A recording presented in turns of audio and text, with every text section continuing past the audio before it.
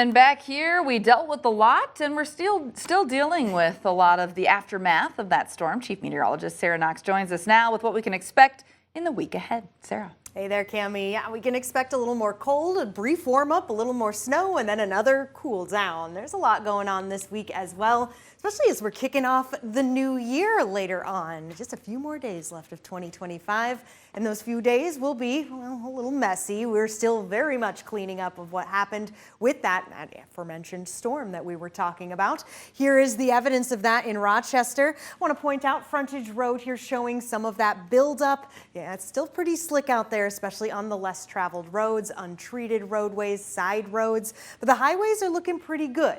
That being said, don't overdo it. Go speed limit at most. Allow yourself plenty of stopping distance between you and your friend behind you. That's what we're seeing going on right now. All right, let's check out those road conditions. I know it's late at night, but as you could see, some people still out and about, and maybe you have plans to get out there soon. Well, some good news. More improvements to note, particularly right here and across a good chunk of Freeborn County. A lot less in the pink, now more in the blue, partially covered in snow and ice. And then there's a stretch of 90 right there back in the green. Look at all this green a little further to the west as well. Remember how purple this map was just yesterday. Travel not advised, roads were closed. Well, things are definitely looking better, but it is cold out there and it will continue to be cold. So not a lot of melting happening and still just more of that frozen stuff on the ground. There we go. Frozen to the surfaces. All right, satellite and radar here showing off those clear skies. And now I'll show you something I did earlier on in the newscast. Remember that warm front?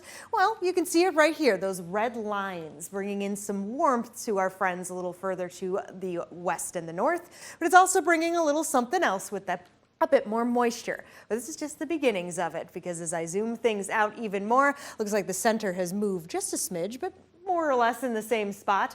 Here is what's coming with it. We're going to get some of this warm front. Temperatures will rise as we go into the overnight, but this clipper system is once again going to clip on in, and as it does, it has an associated cold front, and as we saw, a little bit of moisture. So I zoom futurecast out so we can take a peek at what it all means. This is around 7 a.m. tomorrow. The clouds building back in, and we can see a little bit of snow further to the north. Give it a few more hours. Here we are, 10 a.m., roll on to noon. You can see a small portion of that does come our way.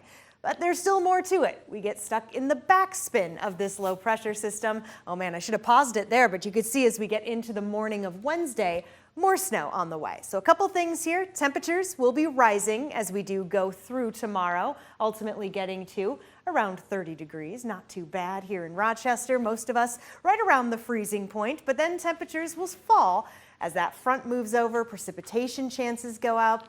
And just a quick look at what we can expect for some of those numbers real quick as we go into Tuesday evening. Not too much, but then more chances come as we saw on Wednesday. And many of us could be seeing 1 to 2 inches of fresh snowfall Tuesday through Wednesday before we kick off the new year, Cami, and temperatures drop again.